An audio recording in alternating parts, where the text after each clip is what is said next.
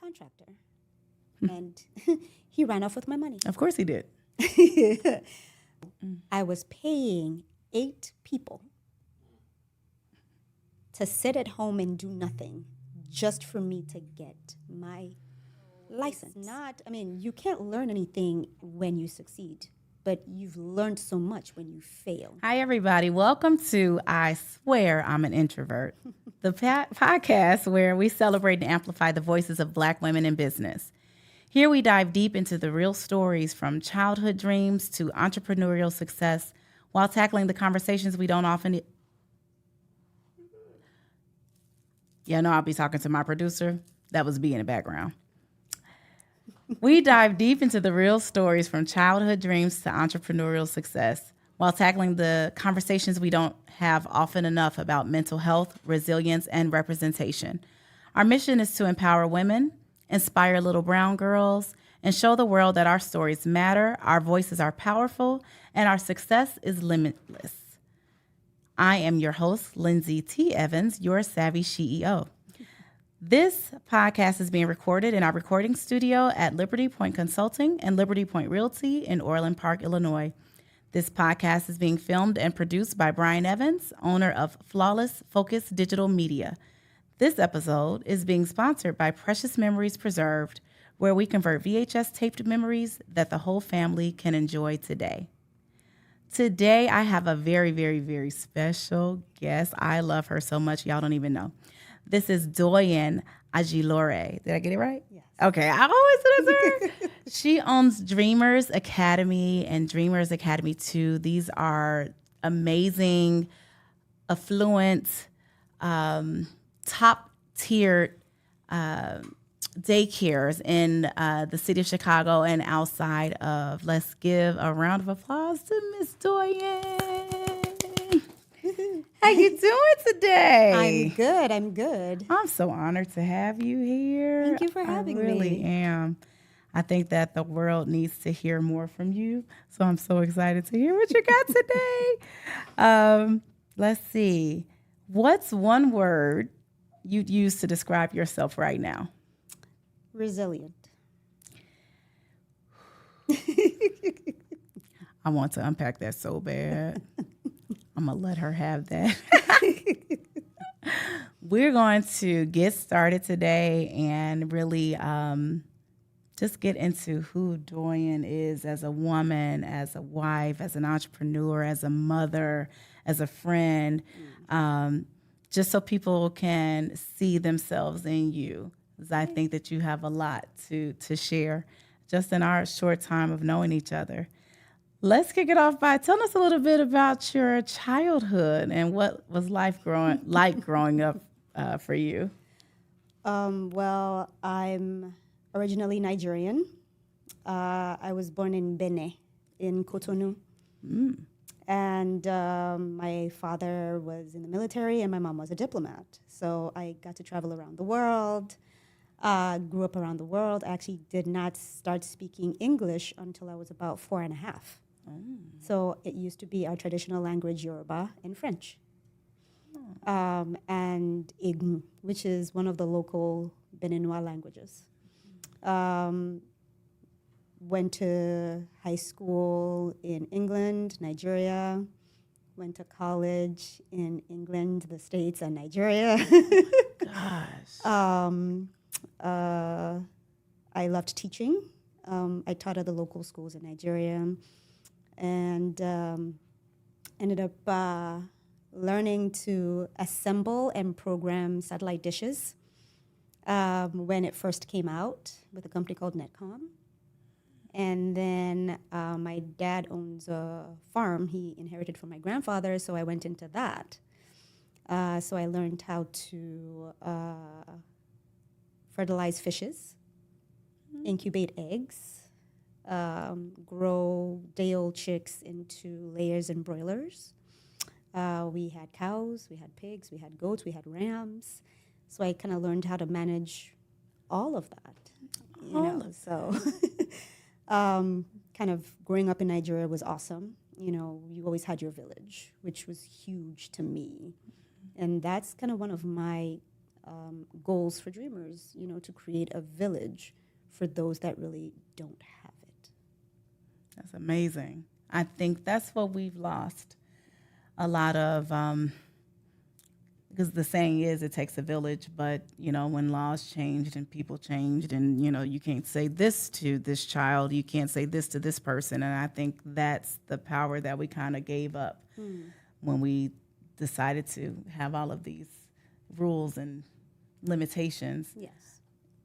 Now we're kind of like on our own islands. Yep. Everybody is siloed now. Yeah. Oh, I love that. I love that. Go ahead. Well, I guess what brought me to the States, I went to school here in the States. It was actually in LA, and I moved back to Nigeria. I have questions, but I shall listen. The goal was not to stay. The goal was to educate myself and take it back home to make a difference. Yeah, that makes sense. But God had other plans for me, and I guess this was where I was meant to be. Yes. And my husband came to get me, like I always say, and we moved back here. Mm-hmm. And, I actually couldn't get a job when I first moved back to the States, So I went to go get another degree.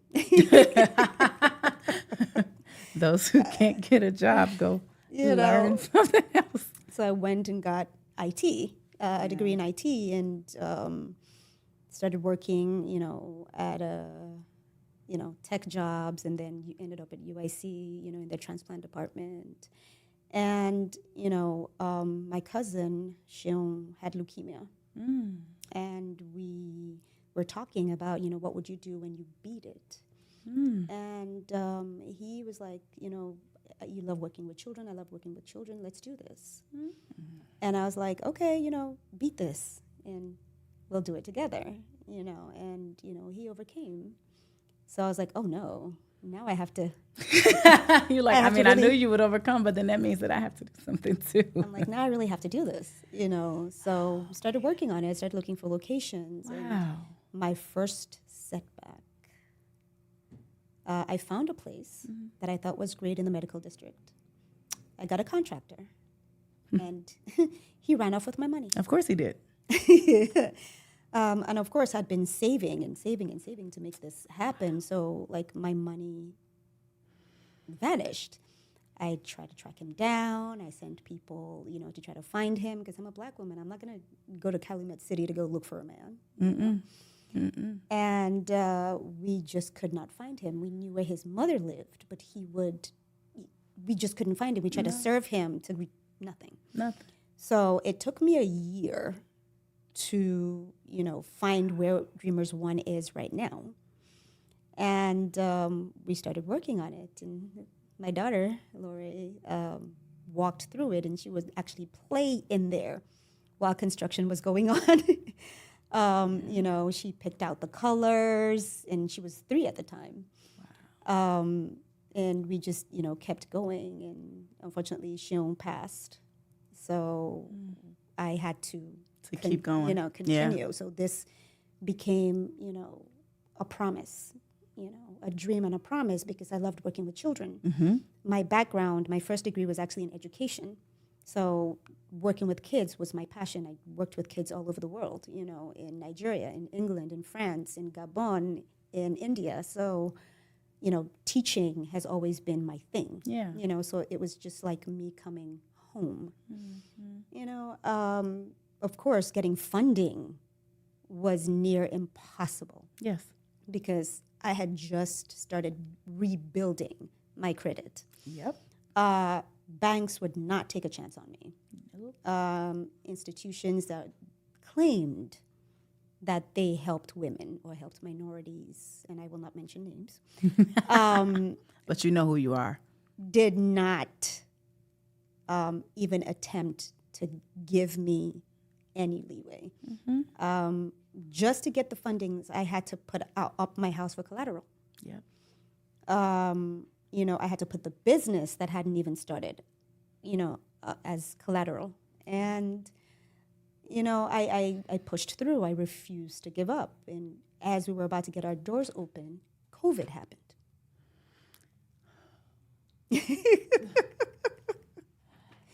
As if you didn't fight enough, accomplish enough, overcome enough. Now you have a third-party factor that you have absolutely no control over. And the way licensing for childcare centers work, Nightmare. for you to get permitted, you need to hire your teachers. So I was paying 8 people to sit at home and do nothing just for me to get my license. And of course, when we finally got through and were able to open our doors and get our permit, we had to wait because people were not comfortable sending their kids to us. We had to start selling things back home to get money To stay afloat here. Because no bank was going to take a chance on a startup. No. And, not only that, I happened to be a Black woman in a white neighborhood. Yeah. Which I guess was a fear for some banks. So my banker, Liz, she helped a lot, and got me through so much. And now we've become really good friends. Of course. Of course. And, we made it through. We got our first child, and we started growing. Our first child was my daughter, but I'm talking about first paid child, baby. Yes, my daughter is here and making faces at me. I love it here. We have people in the background just making us laugh. And they make comments and stuff, and we have to try to stay focused. It's hilarious. So we started, people started trusting us. People started coming, and people realizing my background, and it's like, okay, she knows what she's doing. She's not just getting into this field for money. Right. She really knows what she's doing. And I love the fact that we're in, the white communities because there needs to be diversity. Yeah. We're literally the only Black-owned center Absolutely. in a 5-mile radius of where we are. Mm-hmm. And that's, part of the reasons why our families are now joining us because they're seeing diversity. Yep. So not only do we have diversity in our team, we have a diverse owner. And, we just don't babysit the babies. We teach the babies. Even our infants have curriculums. And the parents are very shocked when they see what we do with their children. So it's not just sitting down and rocking the babies. No, we're making sure that they hit every single milestone. Getting to where I am, I actually have to thank my husband, and, he believed in me. Yeah. My parents, my siblings, they pushed me through, but there's one person that refused to let me give up. Dr. Shola Eziokoli, she refused to let me give up. When the contractor swindled me and we had to wait for that 1 year, I had given up. I was done. Of course. I wasn't going to do it anymore. And she was like, no, baby, you're needed. You're needed. You need to do this. Let's do it together. Let's start sourcing for funds. Let's start writing grants. And she pushed me and pushed me and pushed me. And I'm so grateful for her. And, because of that, I now have a solid standard, And it was actually one of my dreamers' parents that was like, we need you in the suburbs because people are moving to the suburbs. It's needed there. And, yes, there's, minorities there, but there are no minority-owned childcare centers there. So we need you. Mm-hmm. So, of course, up and went, found a location, got so many interests, Right. Oh, my goodness, finally somebody's coming to this space because the space was available for 10 years. Nobody would buy it. Yep. And, we can't wait, and then we get there. And then crickets. So now we are pushing through. And of course, I that's why I said, the one word, resilient. I'm not one to give up. Right. I will do everything I possibly can to make sure Dreamers is a success. That's right. And I'm not doing it just for me. I'm doing it for my team because they need to grow.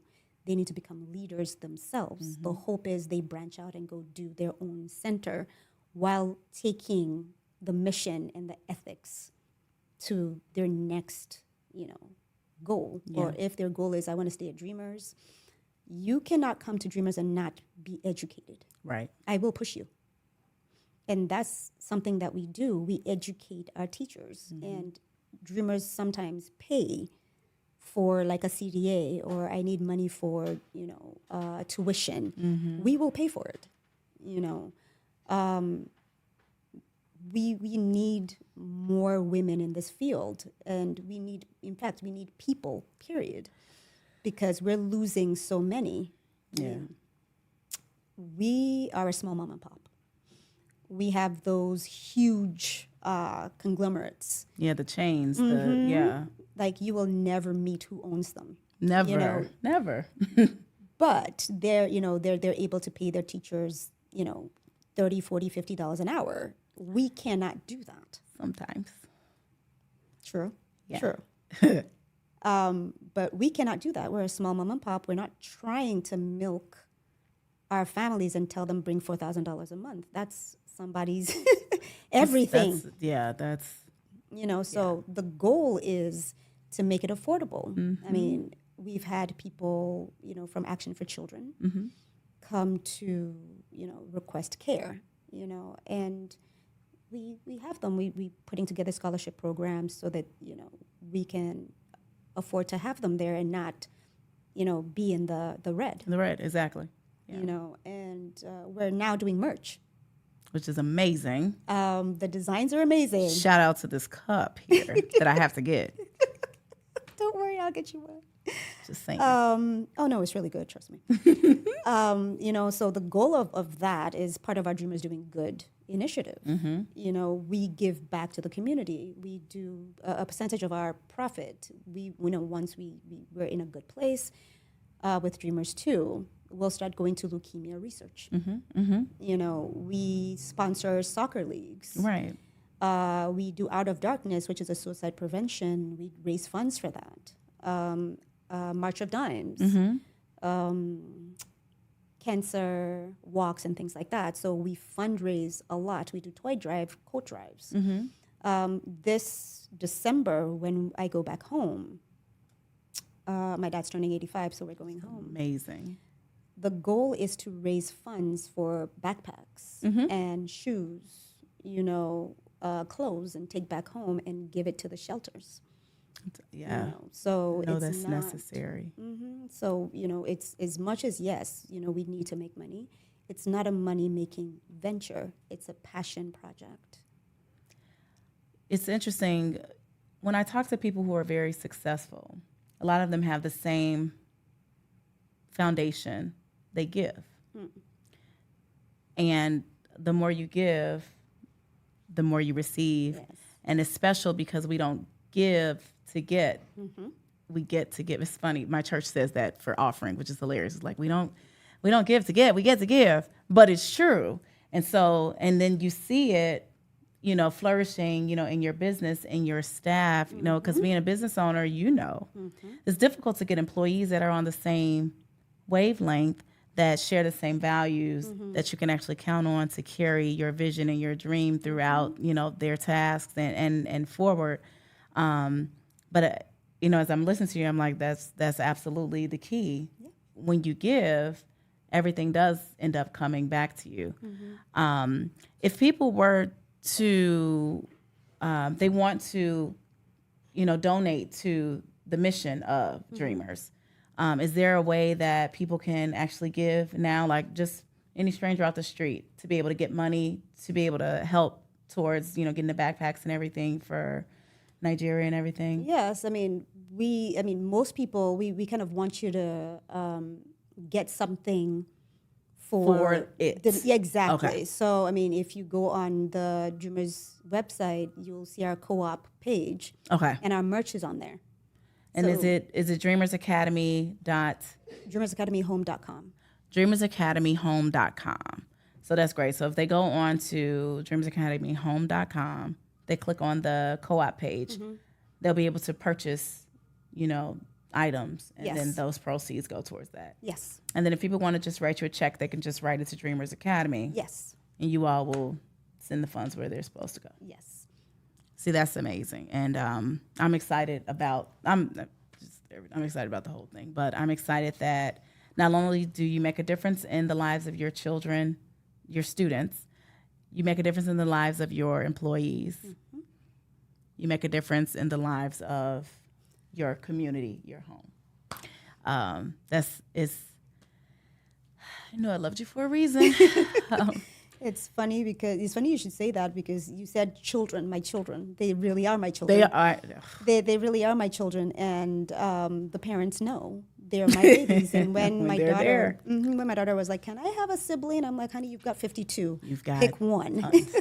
Yeah. She comes to the center. She cares for them, and she treats them like they're her siblings. Yeah. Like truly, like they are my babies. Mm-hmm. So they're very important to me.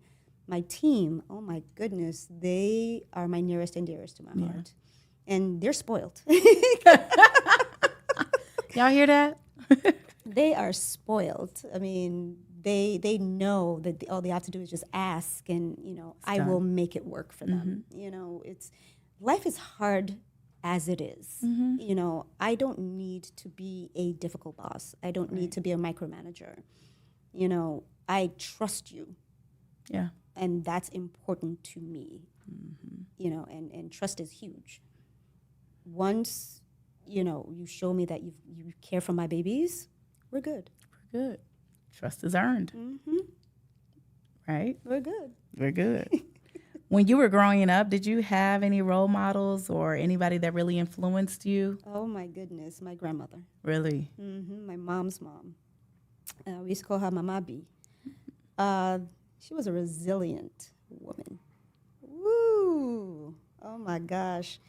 Such an entrepreneur.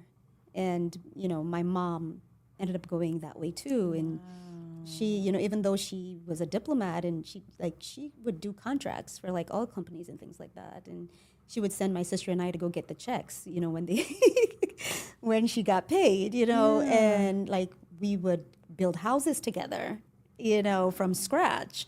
And I knew how to check for copper wires to make sure they weren't fake, And like those are the things that, I learned from my grandma, my mom. I mean, my mom's side of the family, they were strong women, and we don't know how to give up.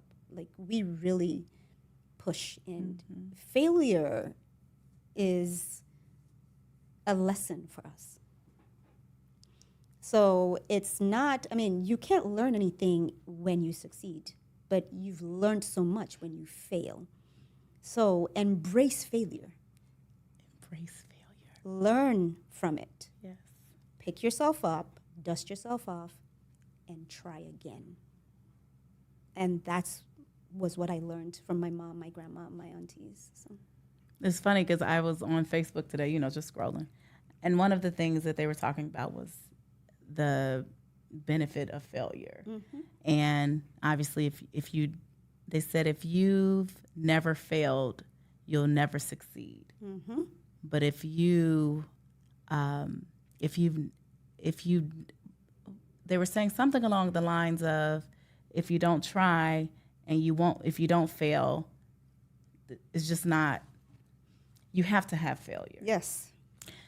And if we start to really look at failure as a positive and not something negative, we'll see the beauty in it. We'll learn our lessons faster, and then we'll be able to pick up and move on faster and get to the goal eventually. Most definitely. Wow. And you need to have God. You have to. I laugh because I would not be here today if it wasn't for God. There is every single obstacle that could possibly happen got thrown at me. And I know everything that worked out was not me. It was God. Absolutely. You know, and I'm so thankful, you know. It's interesting when we're in it, we don't feel that way. No. Also on my Facebook run this morning, it's funny. It was a lot that I read. They were talking about God will never stop the storm, but he won't let the storm take you under. Oh, He'll yes. never let you drown. And that's absolutely it. And that's just like a parent to a child. Yep. We allow them to go and, bump their head. And obviously we try to protect them from as much as we can. But there is a point where we have to let them do it on their own and learn it themselves. But that's true love. True. And the thing about human beings, people, is we give up way too easily. We do. I mean, I remember seeing something where it was a seed, and you could see the seed growing under the soil. And the person was watering and watering and watering, and they was like, you know what? I'm done. I don't see anything. Nothing is happening. And they left, and they stopped watering it. And, the next person came, I was like, oh, I see a little something. And they start, toiling and taking care of it and started to grow. It's you just have to push through. You can't give up. You really, really can't. I mean, don't get me wrong. There's some things that you should stop. If it's not going certain ways, and I'm not saying spend 10 years trying to do one thing. Don't be stupid. I've heard Doyin say this, which is hilarious. It's like, don't be stupid. I got that from my dad. But, put in the work, weigh the pros and cons. And if you genuinely see that it doesn't work, let it go. And that is fine. It is not failure. You've learned something that you can now impart onto somebody else. Don't make the same mistakes I did. It didn't work for me, but it may work for you. These are the things that I got wrong. These are the things that I got right. Here you go. Here you go. So it's life. Life is full of lessons, and we've all encountered it. It's important for us to share with our community, with ourselves, have the right counsel. Yes. Have your tribe. Know your tribe. Because we have so many naysayers as women. Yes. Don't we? Oh. And we're our own worst enemy, unfortunately. Yes, unfortunately. So have your tribe that is speaking the right words, in your ears. And that's key. And just listen to your story. It's clear that when you have your tribe, you have your support system, that is what gets you through the times where you do have to pivot, like starting a business and then COVID hitting. Pivoting is what we as business owners have to encounter all the time, especially when there are things that are outside of our control that happen. But we still are responsible for employees and their households, our households, obviously. And then other, things that come with owning a business. I would say, all the time to make sure that you're building the right people around you. Yeah. And you'll see in your journey, I'm sure you have stories where you've had people that seem to be trustworthy and then they prove not to be so much. What signs could people look out for to avoid staying in those situations too long? Because they will come, right? They will. Those people will come. They will.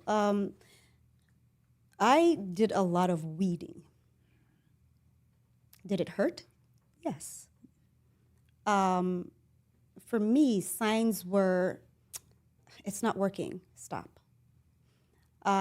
You've tried, go do something else. Go get a job. Oh, why don't you get a job while you're waiting? it wasn't the, okay, what can I do for you to help? It's, why don't you just stop? Like, I mean, I know you want to do it. You know, this your little project. I was waiting on that one. When they say you're little. Mm-hmm. Oh, your little school. Mm-hmm. Your little. Your little project. And, you know, it didn't work out. Just, you know, go get a job. Like, why are you putting yourself in debt? Oh, my God, all I see is debt.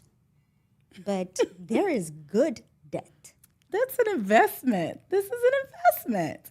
You know, most people don't realize it. There is good debt and there is bad debt.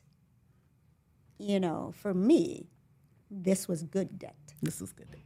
You know, so yeah, I had to do a lot of weeding. So beware of the naysayers. Mm-hmm.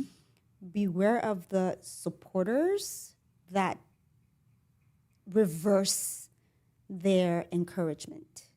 You know, like the, oh, I thought you could do it, but it's okay since you can't. You know, something better will come along. What did you do to help? You know, what connections did you have that you could have given to me? Mm-hmm. Mm-hmm. You know, I mean, helping doesn't necessarily have to be funds. No. Helping can be prayers. Yep. Helping can be, you know what, I know this person. Maybe this person can help. Mm-hmm. You know, helping can be, okay, I know you're tired today, honey. I brought, you know, a pot of food for you and your family. Absolutely. You know, it's really just being present. Being present. And listening. You don't have to advise, just being there to listen. You know, and that is so important. I swear. So you and I both know that entrepreneurship can be very overwhelming. Oh. How has mental health played a role in your journey? Oh, I have broken down many times. Yeah. Many times. And unfortunately for me, it took a very negative toll. Because while it was happening was when I found out that I had Sjogren's. Sjogren's? Mm-hmm. Sjogren's syndrome. What is Sjogren's? So the best way to just describe it is it's arthritis. I think that's just the best way to describe So it's it. painful. Very. Yeah. So it's literally whenever, you know, we use our joints. Mm-hmm.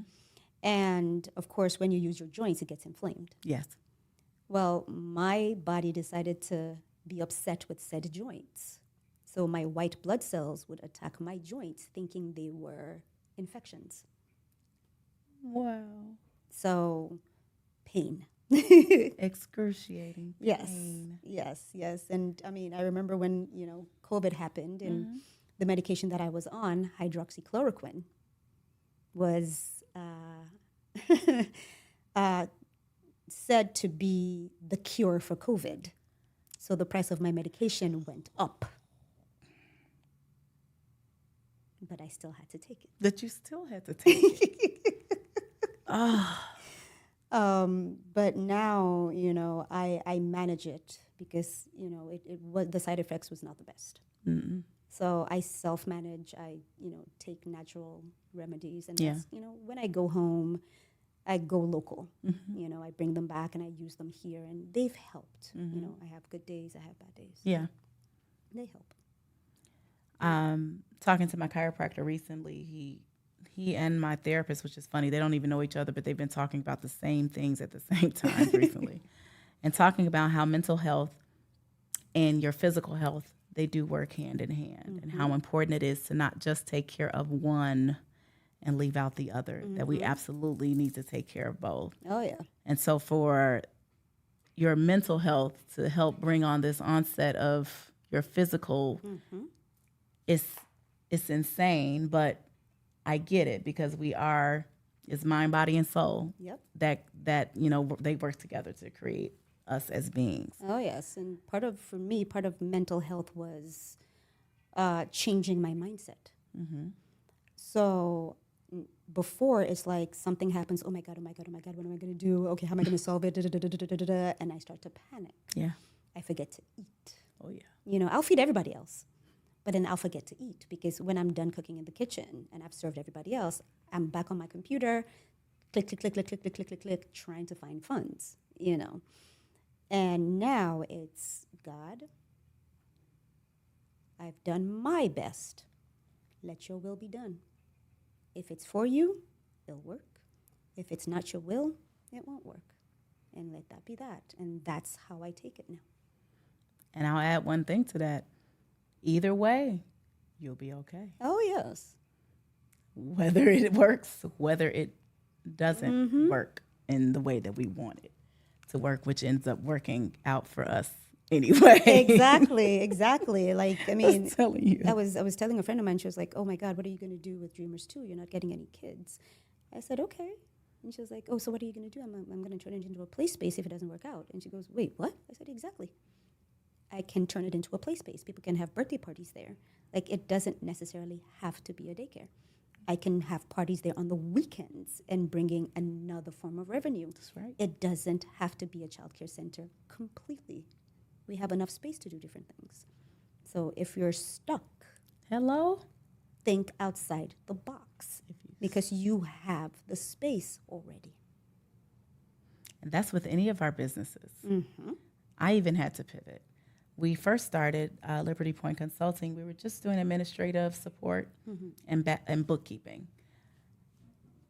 And that wasn't working anymore. Like, the clientele that we had didn't make sense for, you know, where we saw ourselves going.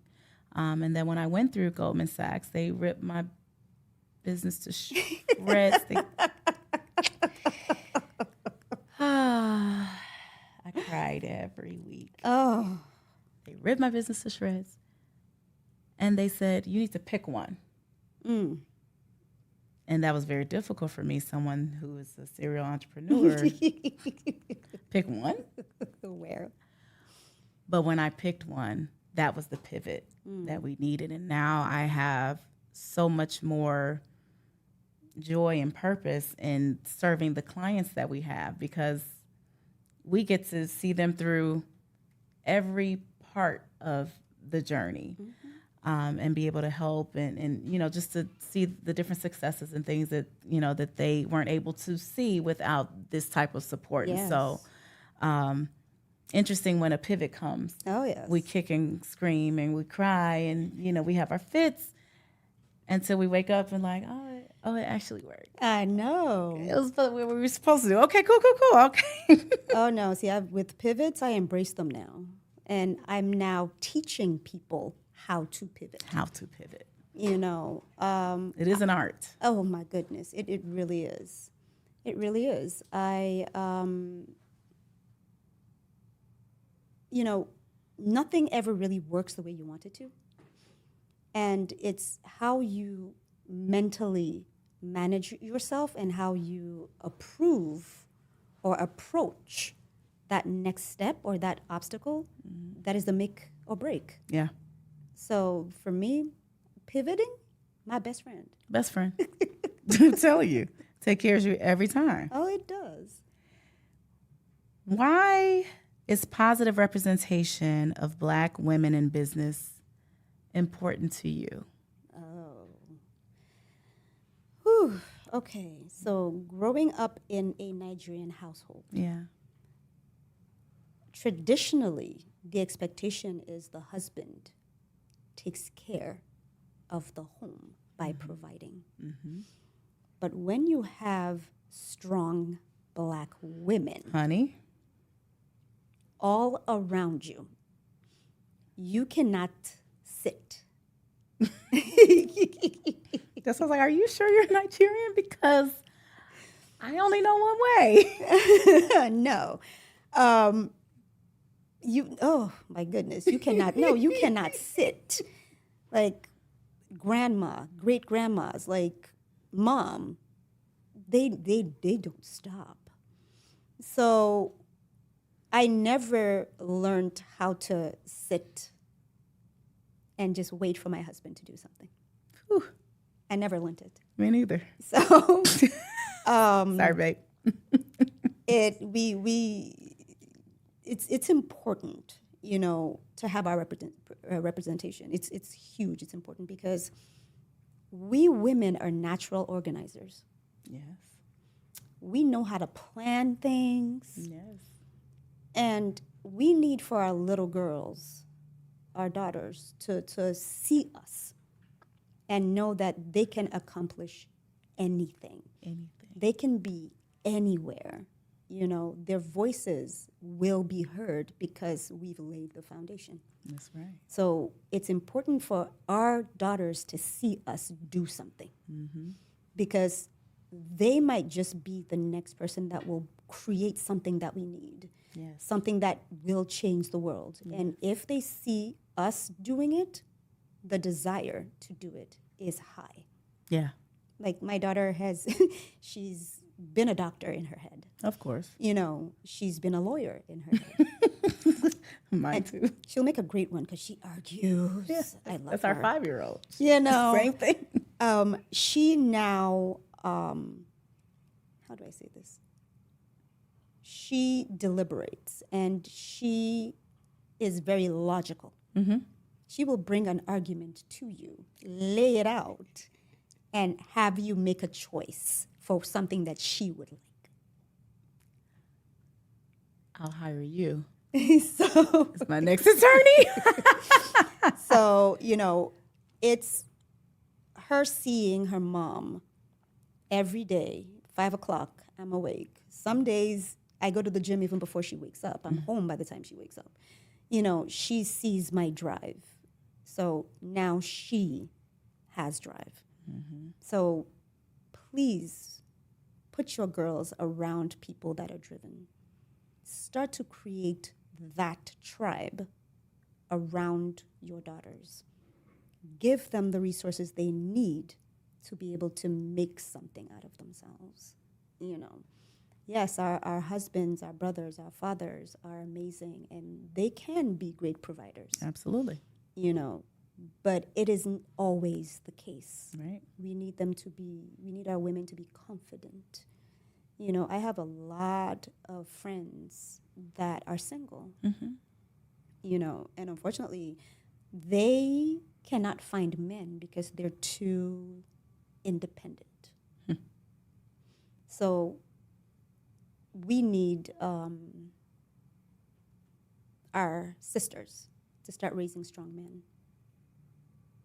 Yeah. Just like our daughters, you know, to be strong. That shouldn't be a hindrance, and it shouldn't be a setback. It should be an asset.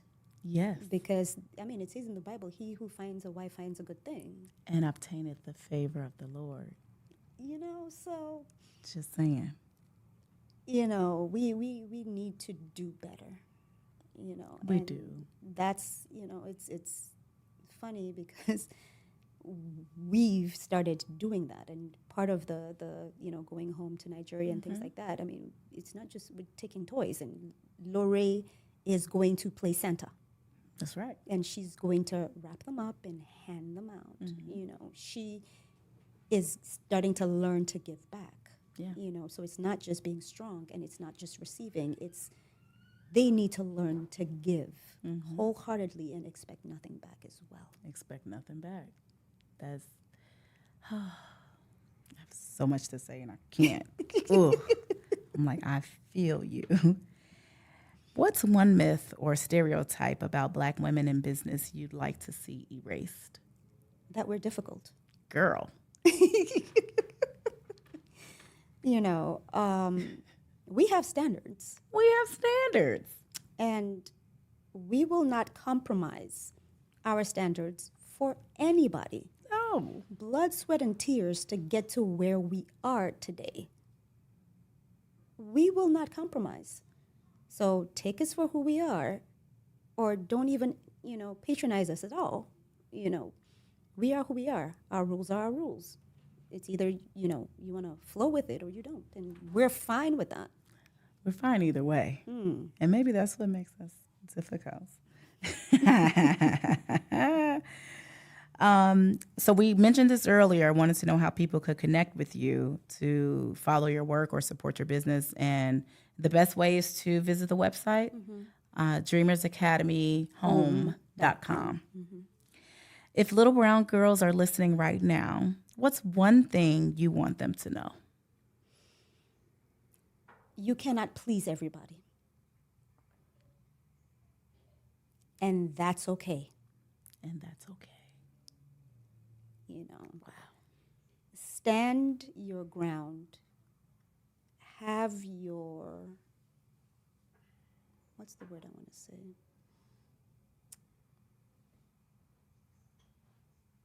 Have your values in place.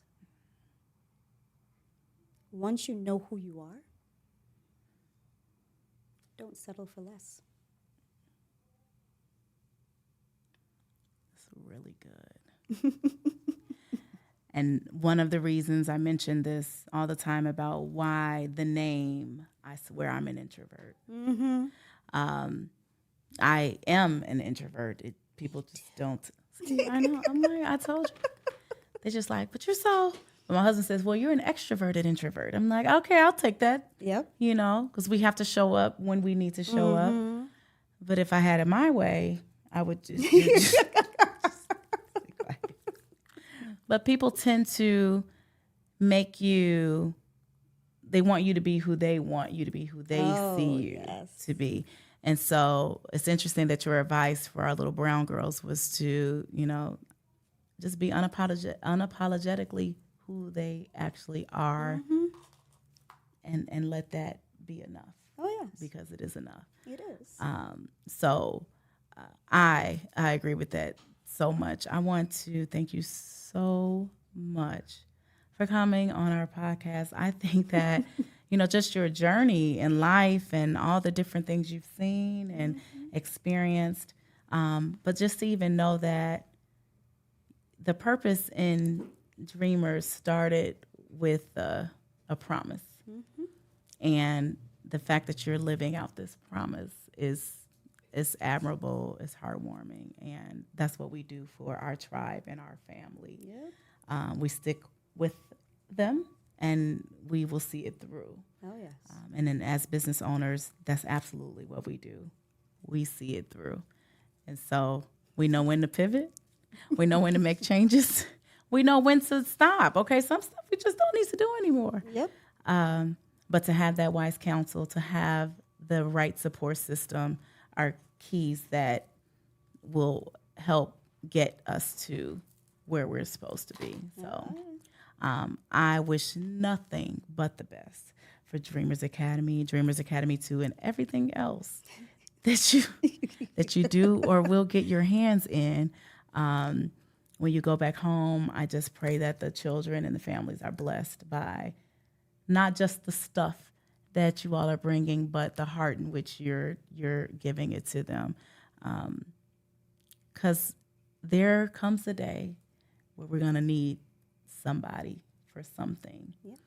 And to be that answer, to be that voice, to be that hug for them is life-changing. So. Oh, yeah. I mean, the goal is not just stuff, you know. Right.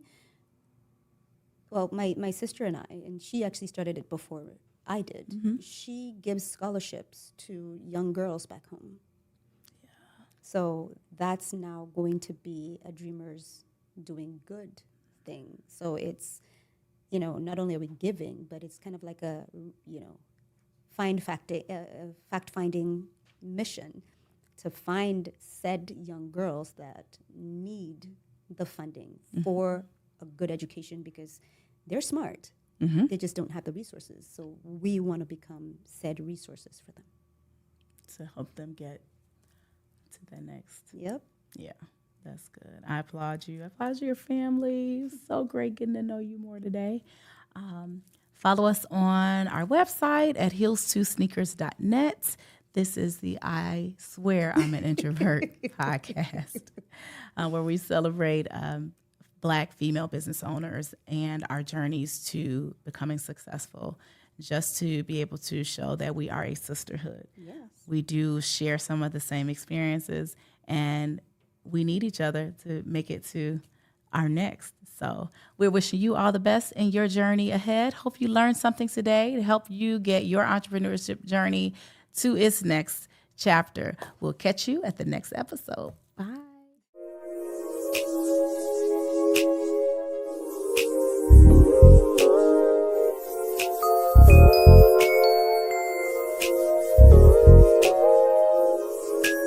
you.